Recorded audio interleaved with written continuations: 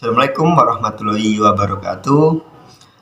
Perkenalkan, kami dari kelompok 3 yang beranggotakan saya Anan Ar-Rasyid, dan saya akan didampingi oleh dua rekan saya, ada Radike Javaduha dan Muhammad Damuri Barida. Kami ingin mengajak teman-teman siswa berdiskusi tentang komunikasi data dan media transisi. Komunikasi data adalah suatu komunikasi ataupun dalam sebuah media transisi dalam pengiriman data ataupun dalam sebuah penerimaan data dalam sebuah komunikasi. Untuk lebih jelasnya akan dibacakan oleh dua rekan saya. Kepada Rendiko Javaduha dan Muhammad Damuri Barada, saya persilakan. Model komunikasi data dan media transmisi. Komunikasi data. Komunikasi data adalah merupakan bagian dari teknologi komunikasi yang secara khusus berkenaan dengan transmisi atau pemindahan data dan informasi di antara komputer dan piranti-piranti yang lain dalam bentuk digital yang dikirimkan melalui media komunikasi data. Data berarti informasi yang disajikan oleh kode digital. Komunikasi data merupakan bagian penting dari suatu sistem informasi karena merupakan pendukung penyediaan infrastruktur yang memungkinkan komputer-komputer dapat berkomunikasi satu sama lain.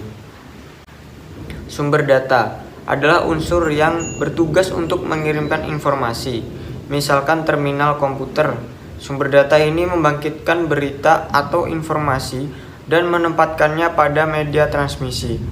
Sumber komunikasi pada umumnya dilengkapi dengan transmitter yang berfungsi untuk mengubah informasi yang akan dikirimkan menjadi bentuk yang sesuai dengan media transmisi yang digunakan. Media transmisi. Media transmisi adalah proses membawa informasi antar endpoint di dalam suatu sistem atau jaringan. Dalam suatu jaringan telekomunikasi, sistem transmisi digunakan untuk saling menghubungkan antara sentral atau router. Keseluruhan sistem transmisi disebut juga jaringan transmisi atau jaringan transport atau transport network. Beberapa media transmisi. Yang pertama, kabel. Bila sumber data dan penerimanya tidak terlalu jauh atau masih dalam area yang lokal, maka kabel dapat digunakan sebagai media transmisinya. Kabel yang digunakan berbentuk kabel tembaga yang biasa kita gunakan pada telepon, atau koaksial kabel atau fiber optik kabel. Koaksial kabel merupakan kabel yang dihubungkan dengan metal yang lembek. Koaksial kabel mempunyai tingkat transmisi yang lebih tinggi dibandingkan dengan kabel biasa, tetapi lebih mahal. Fiber optik kabel. Fiber optik kabel dibuat dari serabut kaca atau optik fiber yang tipis dengan diameter sebesar rambut manusia. Fiber optik kabel mempunyai kecepatan pengiriman data sampai 10 kali lebih cepat daripada koaksial kabel.